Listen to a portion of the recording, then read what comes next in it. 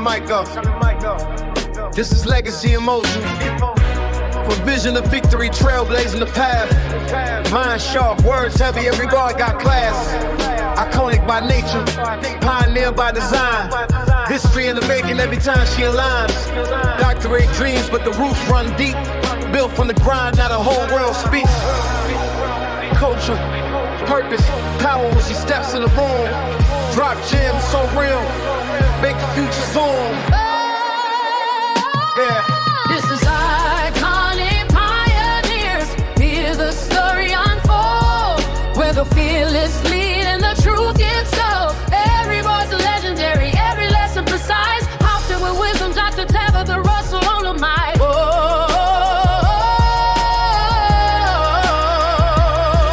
Press play. Stay ready. The movement starts now.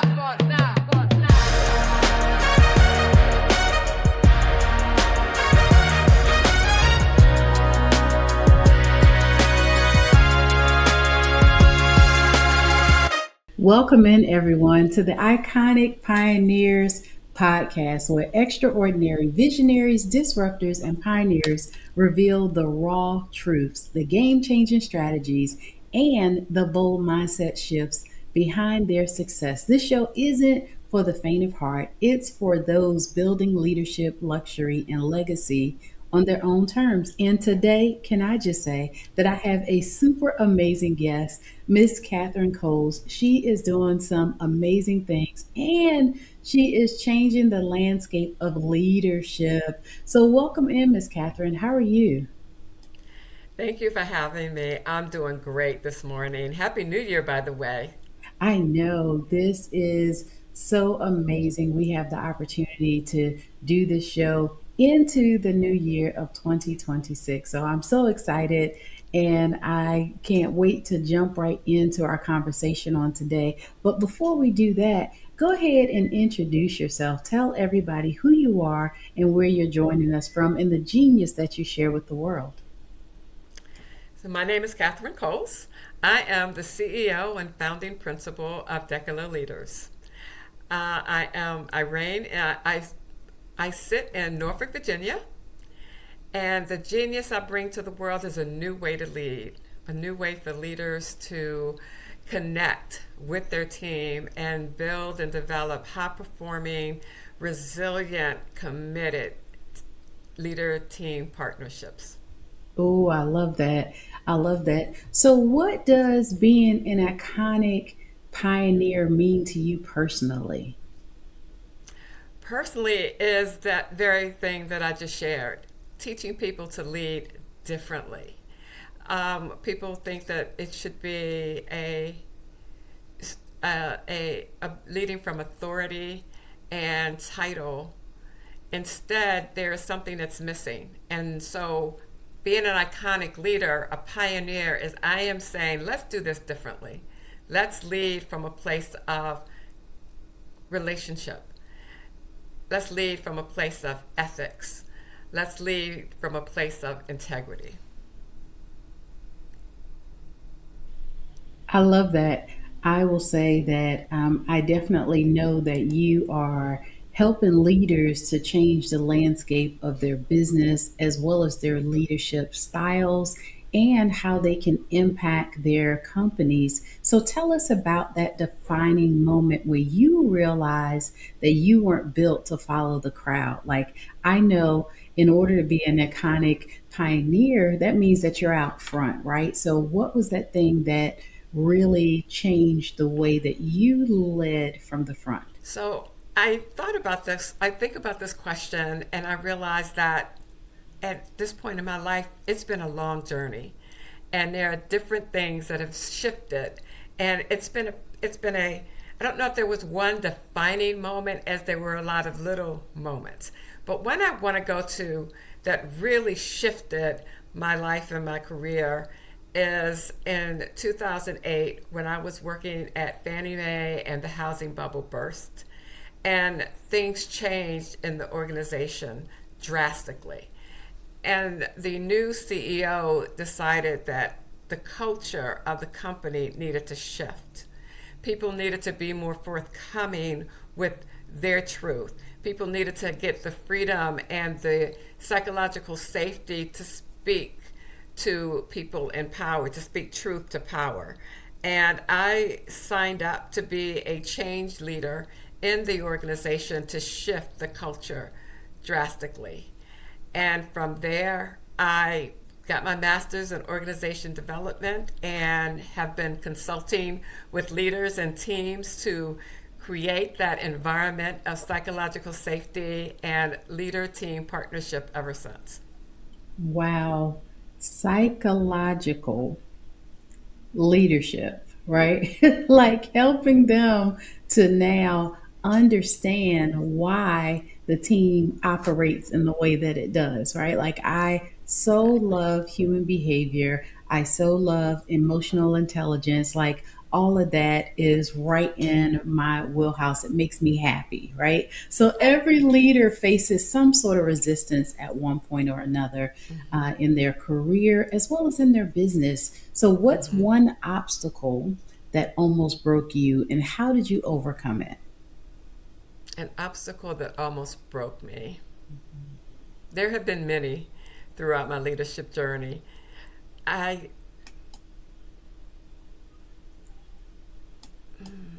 it's interesting. I'm going to have to go back before 2008 when I first was in a leadership position.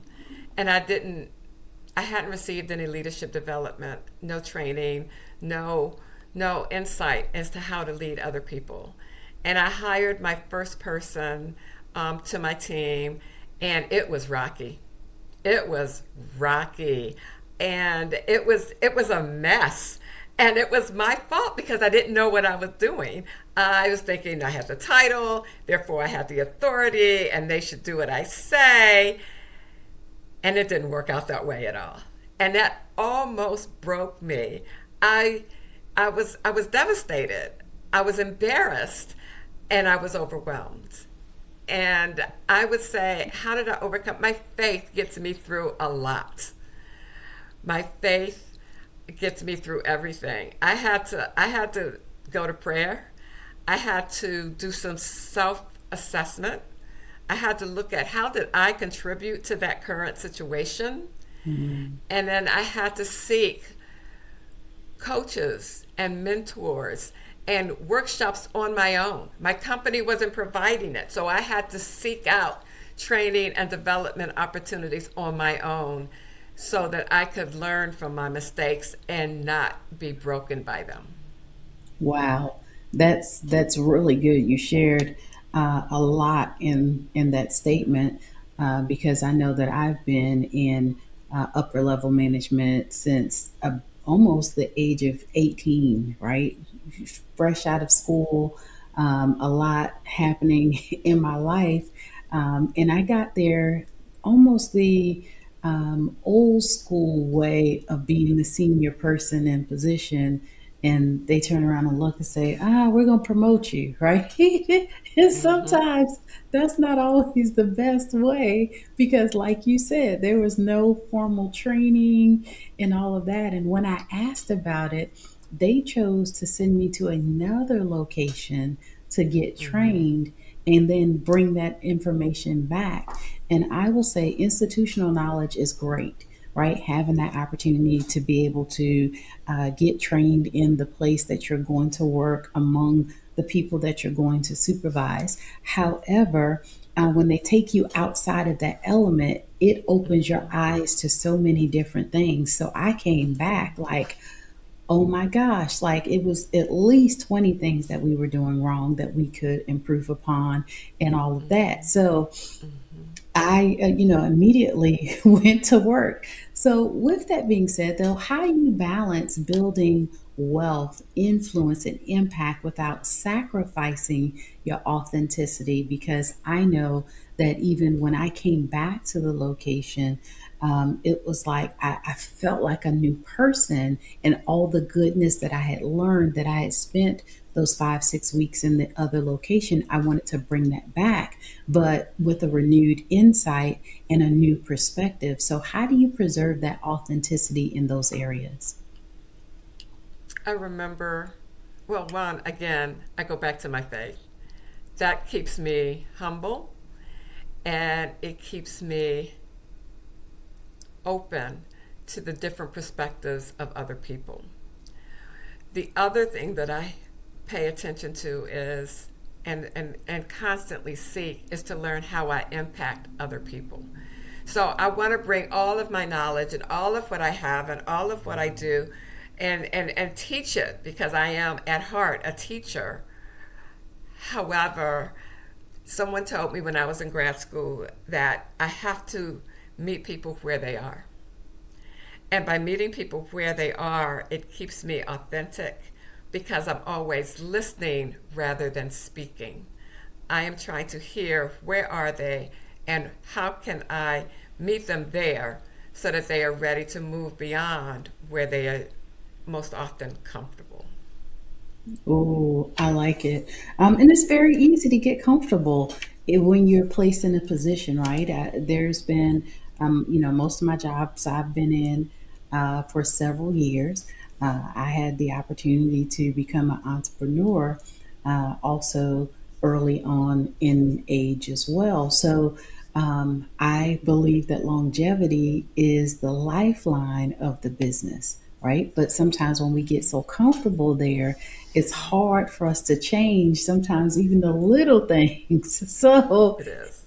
having someone, an expert like yourself, to come in and talk with the staff could be a difference in the commas and the zeros on their bottom line, right? Mm-hmm. And really Mm-hmm. having those life changing type of years, meaning in the terms of growth and institutional change. So, what's a myth about leadership or success that you believe needs to be dismantled immediately?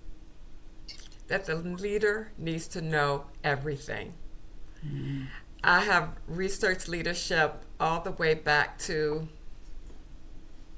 ancient times.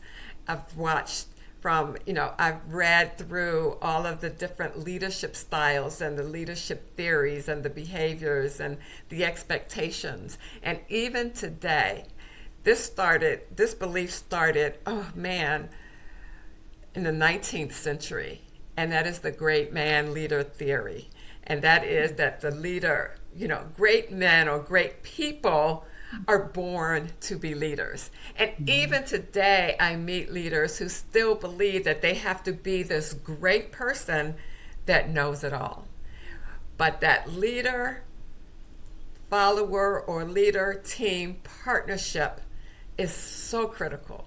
That is what makes leadership powerful. That is what makes teams powerful, and that is what helps organizations exceed in their profits and results. And one more thing I want to add to that is this belief that you always have to lead. There is this belief that, I know when I was growing up, I was told, don't be a follower, be a leader. However, everyone cannot be a leader.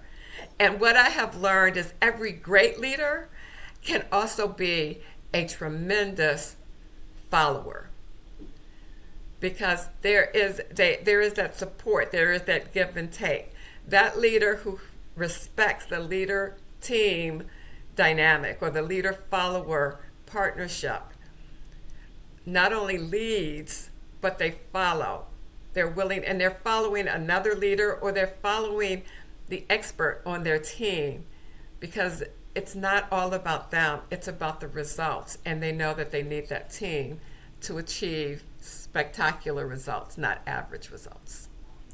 I believe it. I believe it. I quite often like to say that if a leader is not willing to be a follower, then they are not a good leader at all because we don't know everything. It's almost impossible to know Mm-hmm. everything because, Mm-hmm. as we can tell, in the age of artificial intelligence and just technology, that things are changing every single day. And because of that, for us to assume that we know everything, now it's good to know a lot of the ins and outs of the job itself, but yeah, the way that things are changing today, I am always open. Matter of fact, I press myself to learn something new every single day, or at least be open to it, right? So I know that, for example, success leaves clues. So, what daily habits or rituals that you do that keep you operating at that iconic level? I get plenty of sleep. You know, when I was new to this, they was like, "You don't need to sleep. You sleep when you're dead." No, no, no, no, no, no, no. That leads to lack of sleep leads to psychological decline, mental decline. I get plenty of sleep. I know that my body needs a minimum of 6 hours of sleep a night, and then I know when I work best. I think more. I'm a morning person, so I tackle the difficult things in the morning, and then I do the physical things or the things that don't require a lot of thought in the afternoon. And most importantly, before I start my day, I read my Bible. I'm sorry, I'm a woman of faith. I am not apologetic. I'm sorry, but not sorry, as my daughter would say. But I read my Bible and I pray before I start my day. And I ask the Holy Spirit to guide me in what I need to do and what needs to be my priority each and every day. Yes, I will say amen, sister, on that one, right? I believe that how we set our morning determines the outcome of our day. And by getting up early, by reading something, listening to something, putting the word on the inside, filling yourself up with good, there's no choice that good is going to automatically come out, right? So it definitely does make a difference. So I too like to say that I practice that first thing in the mornings as well. When we talk about leadership, luxury, and legacy here, how do you personally define luxury as a leader? Do you have a thought or theory around luxury in your life? Luxury for me is quality and what's the word I'm looking for? Purpose? That's not quite the word, but for me, a luxury item is something that is aesthetically pleasing, has the quality, but has great purpose. And its purpose is what also gives it the quality. And so my leadership is also about what I teach, what I help leaders, how I partner with leaders to create high performing teams, is to give them quality, is to help them identify and define purpose. Because here's the thing, if you build a high performing team, your leadership will not be overwhelming. It will not be isolating. It will not be a burden to you. It will be a blessing because you are not only building the organization, your organization, you are not just improving performance, you're not just increasing productivity, you're not just increasing results and profit, but you're also building people. And that's a luxury in today's world when everything is all about go, go, go. And let's just keep moving and get it done. Let's just achieve my agenda. Luxury is to be able to achieve my agenda and someone else's agenda. I like it. I like that. I always say that I like to surround myself with people that know a whole lot more than I do, right? Because I'll be the first one to say 3 doctoral degrees later, I do not know everything, right?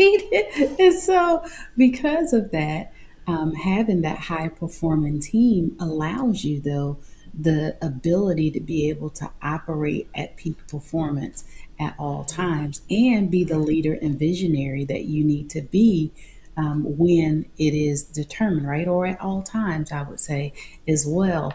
So I know legacy now is more than wealth. So, what legacy are you intentionally creating for generations to come? My legacy is my vision and the mission that I've been given, and that is to create a community of principled leaders who serve the organization, who serve their team, and who serve society with intention integrity, and ethics. And so we're building a community. It's not just me. We build, but in that community, you make connections. You meet with other leaders. You have other people who serve as mentors to you, who are not even in your organization, which is probably the best way for it to be, because you can be your authentic self. You can admit to your mistakes. You can come in and say, here's what I did. Here's what the outcome is. What are your thoughts? That's my legacy, to build that kind of community of women leaders who support one another as they grow, as they build their teams, as they create empowered leaders and followers themselves. I love that. I love the format of community and how it is that you're working with others to now have that shared idea or the shared ideations of how they run their organizations. I think that that is pivotal, and it is genius in these days and times, right? Because a lot of times people don't want to share their institutional knowledge, and they don't want to freely, admit that they are having those challenges, or struggling in some areas there as well. Um, can you share with me, though, the vision of your company? Because I know when you were telling me about the name of your company, I'm like, wow, that is a very unique name. So tell us about the vision and the mission of your company and the meaning behind the name. I'm going to start with the meaning behind the name, because the meaning behind the name shapes the vision. The meaning behind the name, Decalō Leaders, is Decalō is a takeoff from the word Decalogos. Decalogos means 10 Commandments. 10 Commandments are the basic foundational principles of believers, of Christian believers. And so I received this message to name my company according to what I want to do, what the vision is. And as I said before, the vision, and I said this before, but I'm going to say it a little differently. The vision is to infiltrate society, industry, organizations with principled leaders who are committed to leading differently. Let me put it that way. To leading from a place of integrity, to leading where they build trust so that their team can trust them and they trust their team members, to leading with ethics and empathy. And that's my response to the current state of the world right now. And that is creating leaders who live from their values. My website is Decalō Living. The people who go through my program are called Decalō Leaders because they are principled leaders moving forward. I love that. And you said that those that Decalo means the Ten Commandments. I'm like, whoo, now that's heavy. That's really good.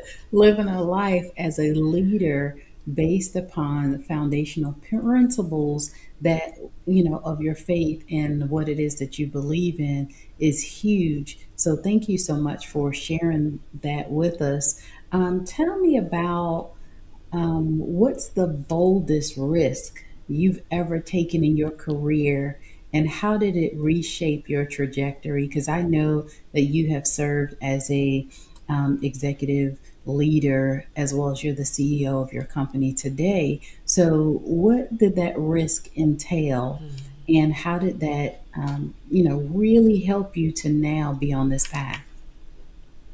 I would have to say the boldest risk, which doesn't sound so bold, but I'm going to tell you the story behind it. The boldest risk is to literally live our framework. Our framework is to know my impact. My framework is to trust and to build trust on purpose with my team members. And in building that trust, I build influence. And then to also build, inspire, and engage my team members while building a sustaining culture. And so all of this is embedded in me. It's not just what I do, it is who I am, so that I can go anywhere and I apply these 4 principles. And so I build high-performing teams wherever I work and whatever I do, because I live it. So the story that was the greatest risk is that I had a new manager 2 years ago. And I'm living it. I'm learning my impact, but I'm building trust and influence. But the risk is that I'm also, this embedded in all of that is I have to be authentic and I have to speak truth to power, because this is about ethical leadership. And so if I'm going to build trust, I have to live according to my values. And so my new leader came on board. We were building a relationship. I was deciding if I wanted to follow her. And just because someone is your manager in the organization does not mean that you have chosen to follow that leader. So we're young in this relationship, and I'm deciding whether I am choosing to follow this leader. And we're working on how to manage and rearrange people. I was a consultant, she was a consultant, and so sometimes we move people from one project to another. And so we're talking about staffing a particular project, and they make a recommendation, and I'm not going to say what the recommendation was, but the recommendation didn't sit well with me. There were some concerns about why they were making this particular recommendation, and whether or not this recommendation was more in the interest of her agenda and her needs, or in the interest of this other person's needs, values, and opportunity. And so I spoke my concerns to this leader. And it was a huge risk, because every leader does not want to hear feedback. Every leader does not want to hear how you are receiving them.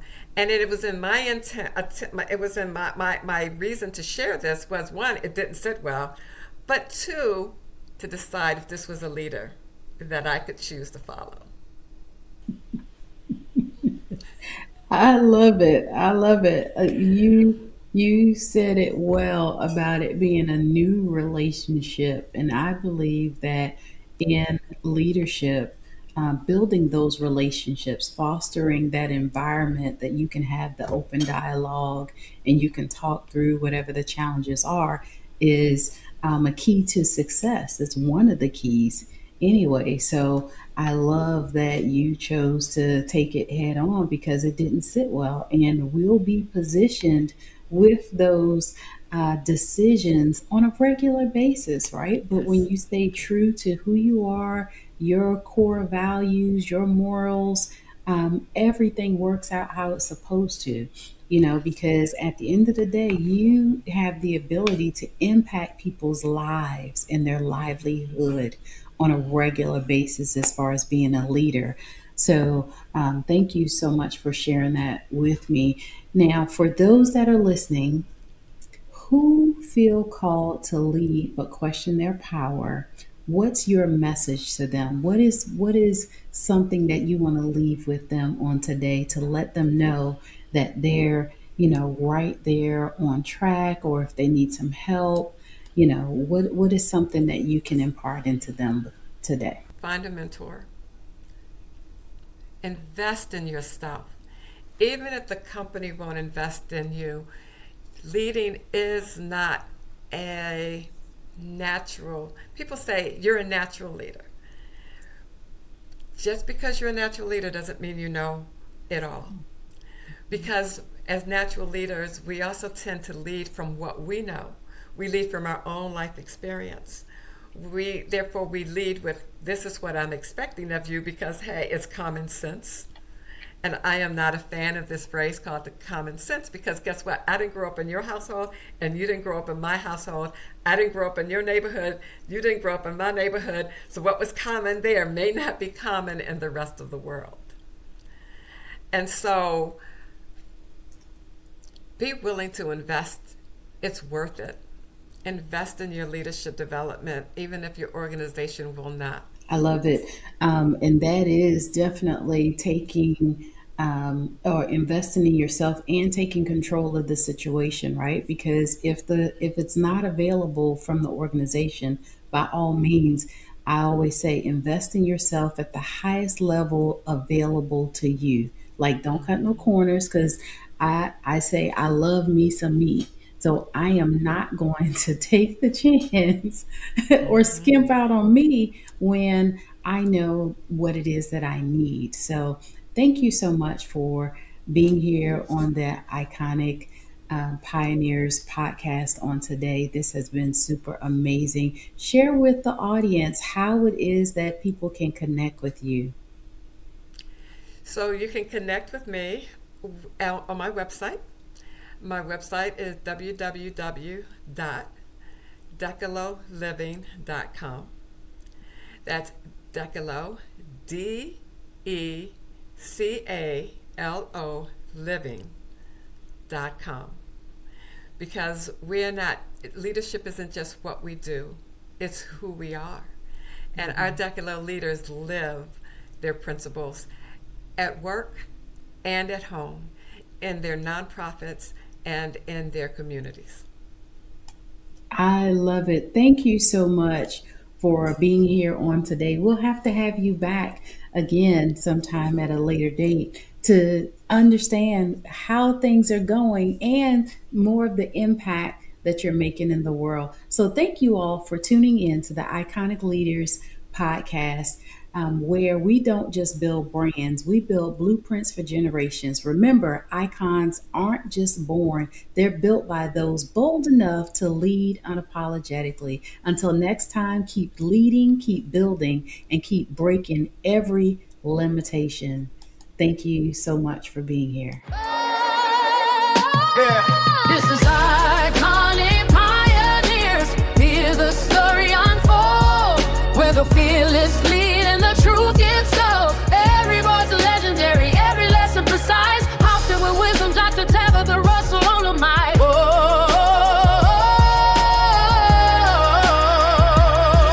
Press play. Stay ready. The movement starts now.